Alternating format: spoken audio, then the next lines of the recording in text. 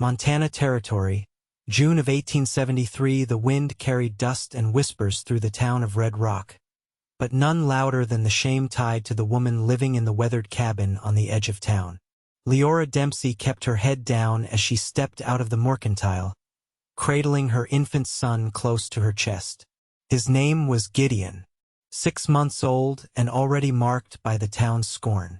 She had long stopped expecting kind glances or warm greetings. The townsfolk turned away, some outright crossed the street. Not because she had wronged them, but because she had borne a child out of wedlock and refused to speak a word about the father. She had come west to escape judgment, but judgment had settled itself here too, wearing different hats, speaking with quieter cruelty. Shouldn't even be in town, a woman hissed under her breath as Liora passed. Leora's grip on Gideon tightened. Her chin stayed high. Back at her cabin, she laid Gideon in his cradle and stirred the coals in the small stove. Empty shelves lined the room, and her sewing work brought in too little. Still, she'd managed. She always did. But today, even the seams in her strength were beginning to fray. The knock at her door came just after sundown. She hesitated, hand resting on the handle. Folks rarely visited, and never kindly. When she opened it, a tall man stood there, dust on his boots and hat in hand. His blue shirt was faded with use, the collar damp with sweat. His face was strong, sun-worn, with kind eyes the color of river stones. He looked like the land itself had built him. "Ma'am," he said, voice low and steady. "Apologies. I heard you needed a fence mended." Liora blinked. "I never put out word. Your neighbor did. Said your posts were falling." She looked past him to the edge of her property. Sure enough, the fence that held back the drifting cattle was leaning bad. "I can pay a little." "Not much," she said. He shook his head. "Not here for pay. Just passing through, figured I could lend a hand. My name's Vance Colter." Liora studied him for a moment. She had learned to read men quick. This one didn't look at her like the others did. Not with judgment or curiosity. Just like he meant what he said. "You can use the well out back," she said finally. Vance nodded once and got to work the next morning, hammering posts into the hard-packed dirt with patient rhythm. Liora watched him from her window, Gideon nestled in her arms. Vance never asked questions, never prodded about the child or the cabin or her husband who never existed. 3 days passed. By then, the fence stood straight and the posts solid. She brought him a tin cup of water each evening. He accepted it with a quiet thank you and a small nod, but never lingered. On the 4th day, he packed his saddlebag and tied it to his horse. Liora came out onto the porch, Gideon on her hip. "You are heading on?" she asked, trying to keep her voice even. Vance turned to her. "That was the plan." She nodded. "Thank you. For your help." He hesitated, then glanced at Gideon, then back to her. "Folks here treat you hard." Liora looked out toward town. "They do. You deserve better." The words hit something deep in her chest. She looked at him, unsure of what to say. No one had ever said that to her, not since Gideon came into the world and everything turned. "I should be going," he said, stepping toward his horse. Liora found her voice. "Where will you go?" Vance paused. "Nowhere certain. I work cattle, ride fence lines, stay where I am needed." She took a breath. "I could use more help. There is a roof leak. And the well pump sticks sometimes." Vance's eyes softened. "You asking me to stay?" She looked down at Gideon, then back up. "I am." He gave a quiet nod. "Then I will stay." It started simple. He fixed the roof, repaired the pump, brought back meat when he went out with his rifle. He never asked for anything in return. And slowly, Liora began to breathe easier. She caught herself watching him, how careful he was when he passed Gideon, how he never pushed, never pried. He carved a rattle from a bit of pine and left it on the table. Never said a word about it, just smiled when Gideon finally noticed it and reached out with tiny fingers. "You made this?" Liora asked one evening, turning the carved rattle over in her hand. Vance nodded without looking up from the fire. "Thank you," she said. He met her eyes. He deserves better than what this town gives him. She looked at him for a long time, heart thudding. So do I. They sat in silence then, the fire crackling low.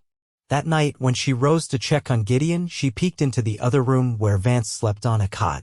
He lay with one arm tucked beneath his head, peaceful, steady. Something in her heart shifted. Over the next weeks, they grew close in ways neither could name. He taught her how to check the fence line. She showed him how she patched clothes and made soap. They worked side by side, evening light settling over the fields, quiet but full. Then one morning, Gideon took his first step. Wobbly and small, but sure. Liora gasped, laughing through her tears. Vance caught the boy before he could tumble and lifted him high into the air. Gideon squealed with joy. Looks like he is coming along strong, Vance said, smiling as he set the boy down. Liora looked at them, her son, and this man who had walked into their lives like a quiet storm. Vance, she said softly, can I ask something? He turned to her. Anything. Why did you stay? He looked at her a long moment, then spoke slowly. Because I saw a woman doing the hardest thing in the world, raising a child alone with no kindness around her. And I thought, maybe she should not have to do it alone. Leora's eyes welled, but she did not look away. You have given us more than I can ever repay. I do not want anything back, he said. Just want to be here. If you will let me. She stepped closer. I want that too. And for the first time in a long while, Liora felt something rise in her chest, warm and sure. Hope. Vance reached for her hand. She let him take it. They stood there, Gideon tugging at her skirt, the sun slipping low behind the hills. And though the wind still carried the town's whispers, Liora no longer heard them. Not with Vance beside her. By early July, the cottonwoods along the creek wore their full green, and Liora had learned the rhythm of Vance's quiet presence, how he let the days speak first, how he moved carefully when the world around him didn't. The cabin had shifted too. Mornings brought the sound of Gideon's laughter as Vance bounced him on his knee, and in the evenings, the aroma of roasted rabbit or beans simmering with wild onion filled the space between them. One afternoon, after Liora returned from checking the snare line he'd shown her, she found Vance kneeling in the dirt behind the cabin, shirt sleeves rolled, hands deep in a trench. The sweat along his brow clung to the dust of his work. What are you building? She asked, setting the small sack of caught quail on the table. He kept digging. Cold cellar. Ground's deep enough here to keep meat from spoiling so quick. Figured with a little timber it'll hold. She shaded her eyes. You think of everything. His mouth tugged upward, faint and fleeting. It's just what's needed. Liora stepped closer, careful not to trip over the half-dug pit. I didn't ask you to do this. I know. He didn't look at her when he said it, but she could feel the weight of the words settle between them. She crouched near the edge, brushing dirt from her palms. I think I stopped knowing how to accept help, she said. Vance leaned back on his heels. That's not something you should carry shame over. It's not shame, she said, her voice low. It's fear that if I lean on someone, they'll leave or take too much when they go. He didn't answer right away. He reached for his canteen, took a slow drink, then passed it to her. She drank, wiped her mouth with the back of her hand, and waited. I've left places, he said at last. Not people. Liora met his eyes. They were steady, like the ground beneath her boots. Would you stay if I needed more than just fence posts and cellars? He didn't move. Yes. She nodded once, stood, and walked back inside.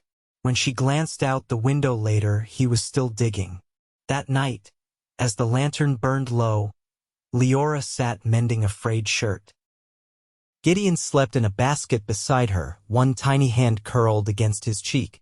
Vance sat across the room, sharpening his long knife against a whetstone, slow and even. Did you ever think about settling? She asked. I did, he said. Once. What changed? I was 19. My older brother and I had a plan: buy land together in Kansas, run cattle. Then he got drafted. Didn't come back from the Shenandoah. She set her needle down.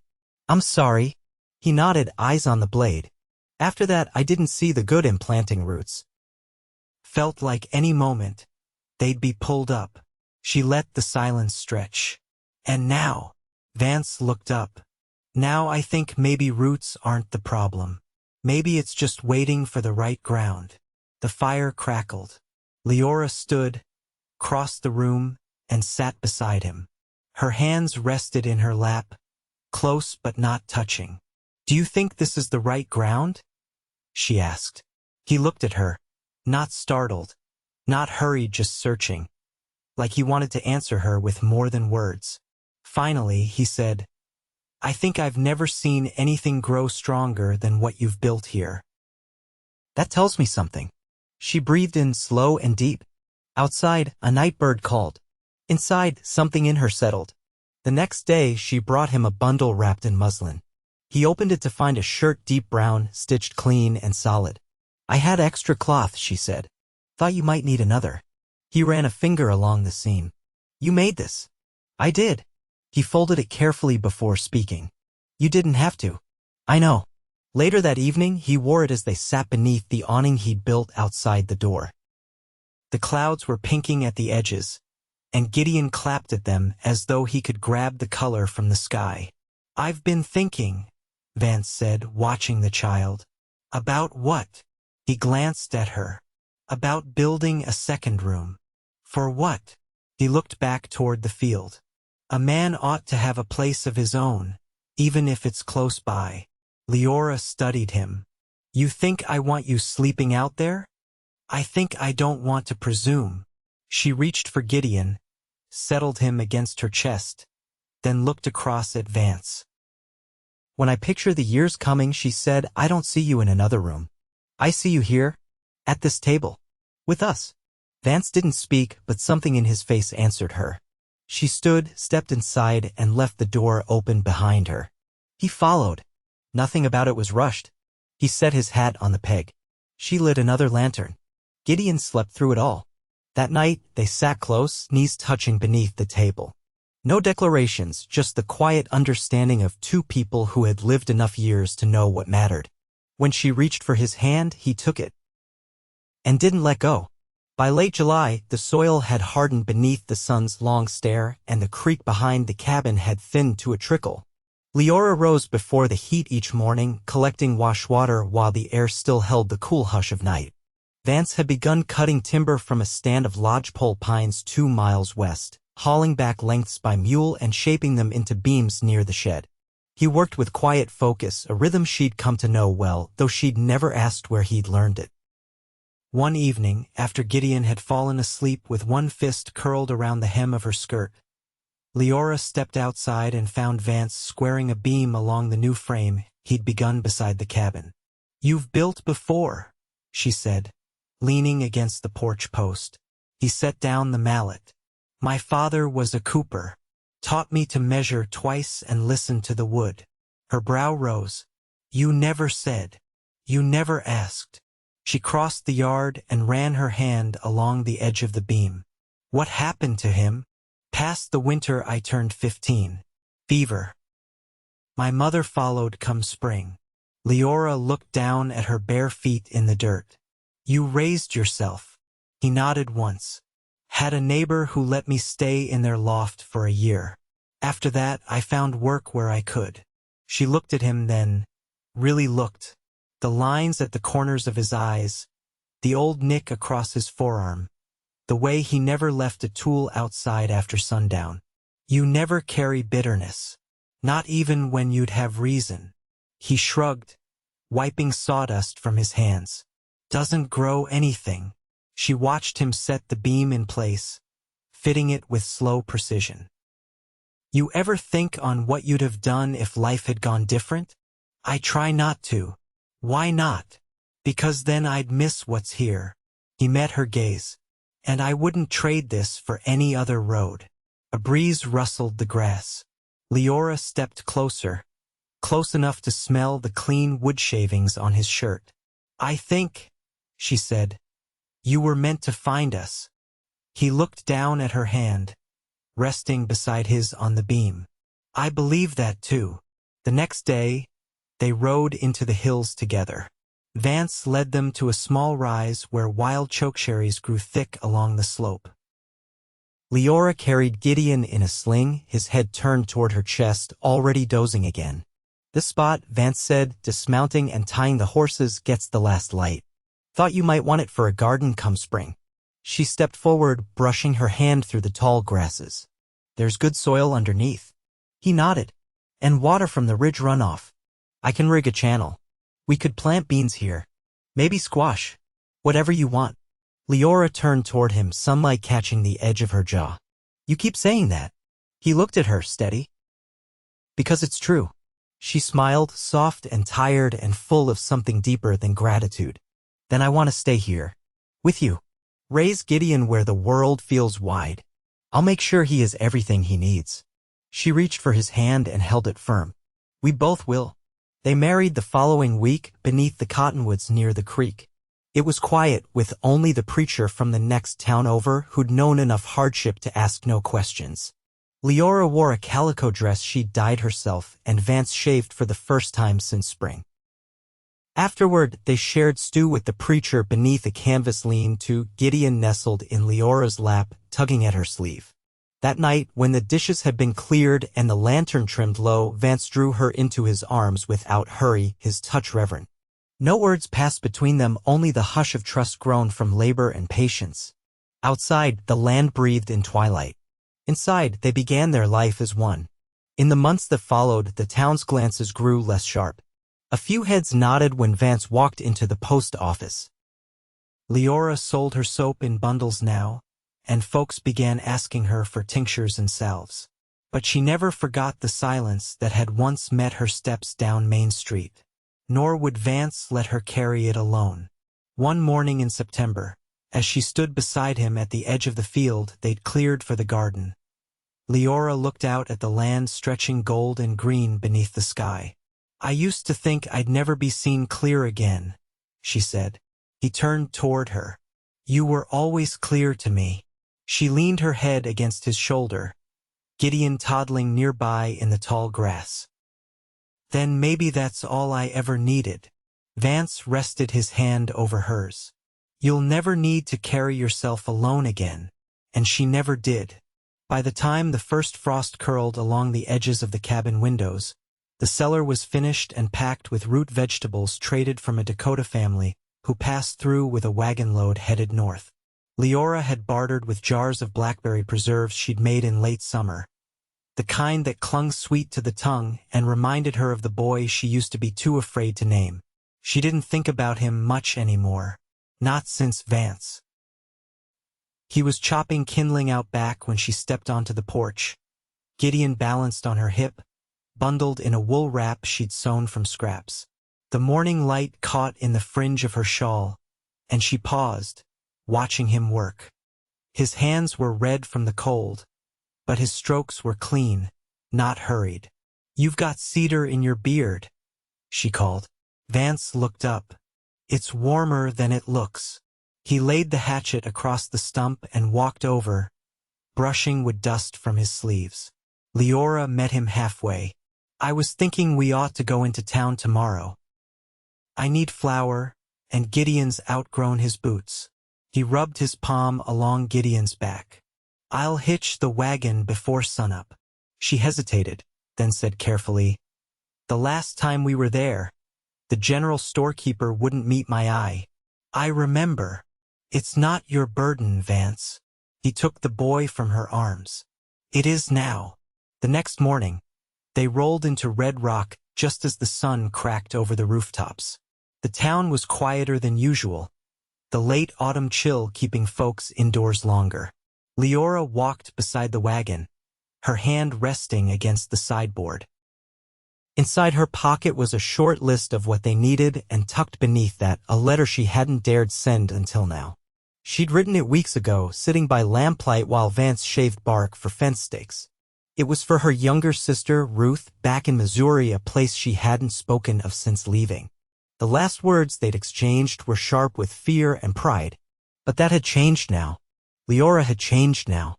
"I'll take Gideon," Vance said as he stopped the wagon in front of the mercantile. She watched him lift the boy from the seat and settle him into the crook of his arm, the same way he always did. She nodded, eyes catching the faint smile from a passing farmer she didn't recognize. Not cruel. Just polite. Inside, the store smelled of lamp oil and apples stored too long.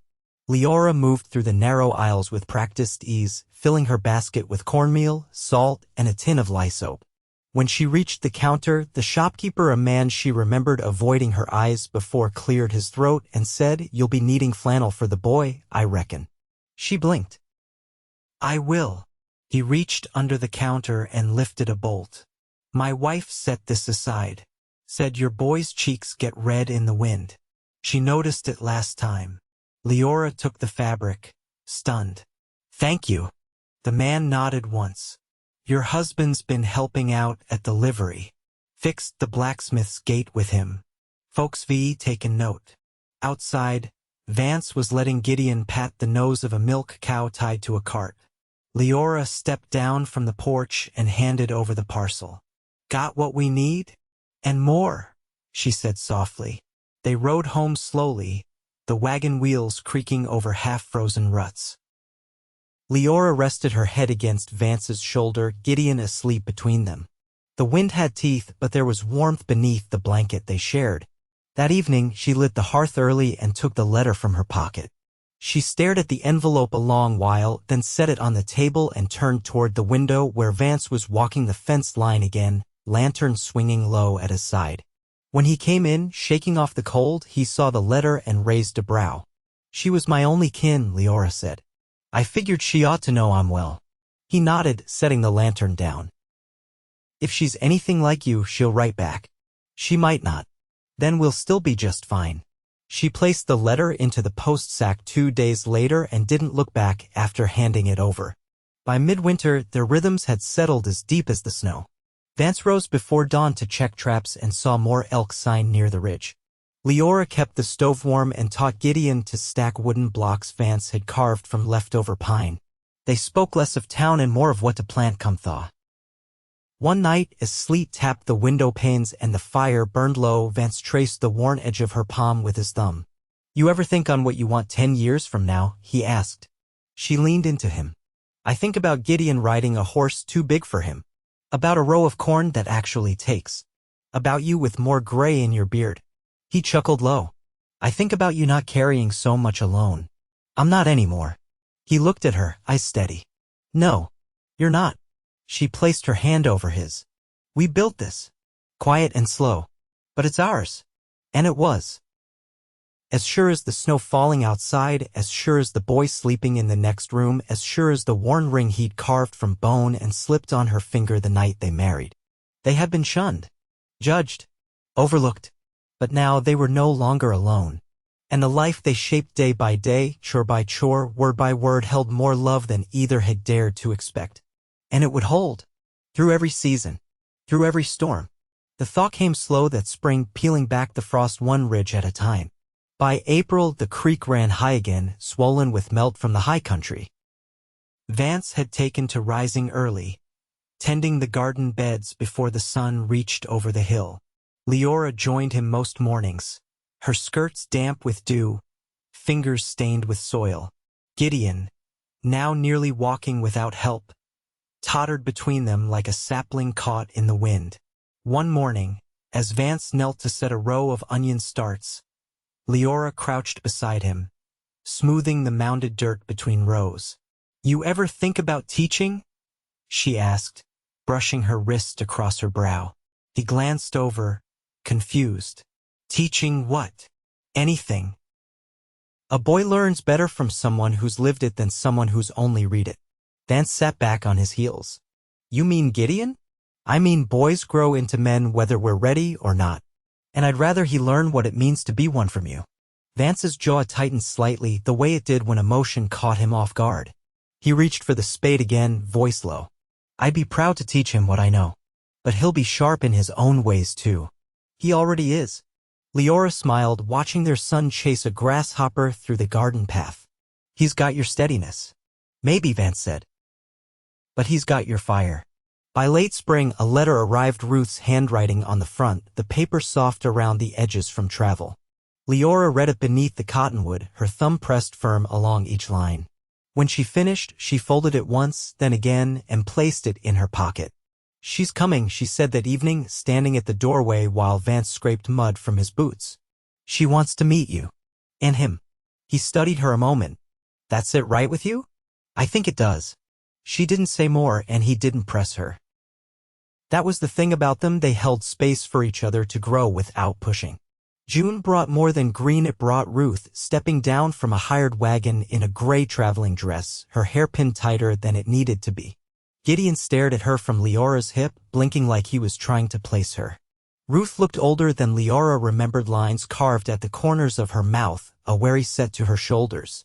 But when she stepped forward and touched Leora's arm, something eased. "I didn't know how to write back what I really meant," Ruth said, voice tight with emotion. "You came," Liora answered. They embraced, careful and quiet. Vance stood nearby, hat in hand, watching with the calm patience he always carried. Ruth turned to him. "You must be the man who made my sister strong again." "She's always been strong," Vance said. "I just gave her space to show it." That night, after the supper plates had been cleared and Gideon laid in his cradle, Ruth sat with Liora on the porch while Vance stacked wood nearby. "I thought you'd be ruined," Ruth admitted. "When word reached us back home, I thought." She trailed off. "I thought so too," Liora said. "But I wasn't." Ruth looked out at the land, at the cabin, at the man who moved smoothly through their lives like he'd always belonged. "You've built something good. I didn't do it alone." Before she left, Ruth handed Liora a small velvet pouch. Inside was a silver brooch, their mother's, tucked away for safekeeping. "It belongs with you now," Ruth said. "You earned it." The summer passed in long golden days. The beans climbed high along the trellis Vance built, and the squash spread wide beneath the rows. Gideon learned to run, barefoot and sure, across the packed earth. They added a second cradle to the corner of the room in August, one Vance built by hand, just in case. One evening in late September, Liora stood at the edge of the field, arms wrapped around herself, watching the wind flatten the grass in slow waves. Vance stepped up behind her, pressing a hand to the small of her back. "You all right?" She nodded. "Just thinking how far we came." "You reckon you'd change any of it?" "No," she said. "Not a moment."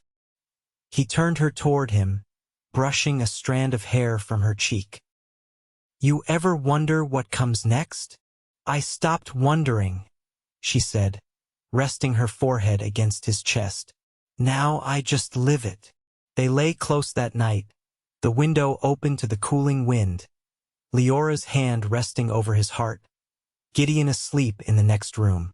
No fear lingered at the edges now. No shame. No silence. Years passed. The cabin grew, another room added when the second child came, then a porch that wrapped around the side. Gideon grew tall and lean, the same calm behind his eyes that Vance carried. Their daughter took after Liora, quick with her hands, sharp with her tongue, and full of light. The town softened too. Liora began tending to births, her skill passed down from a Dakota woman who once traded healing roots for soap. Vance was asked to help settle fence disputes, quieting tempers just by showing up. One autumn afternoon, as the leaves turned brittle and gold, Vance and Liora sat on the porch watching their children chase each other through the tall grass. He reached for her hand and she laced her fingers with his. "Didn't think life would turn out like this," he said. "You didn't." He shook his head. "Thought I'd keep drifting. Thought peace wasn't meant for me." She leaned against him. "It was. You just had to find the place where it could take root. And you." "I thought I'd always be broken," she said. "But I wasn't. I just hadn't healed yet." He kissed her temple, slow, quiet, filled with all they'd built. And when the sun dipped low and the shadows stretched over the field, they stayed there, holding each other. Not because they needed to, but because they wanted to. They had weathered judgment, solitude, and silence. And in its place, they had built something steady, something lasting. They had come through the hard years. And now they had the good ones. Together.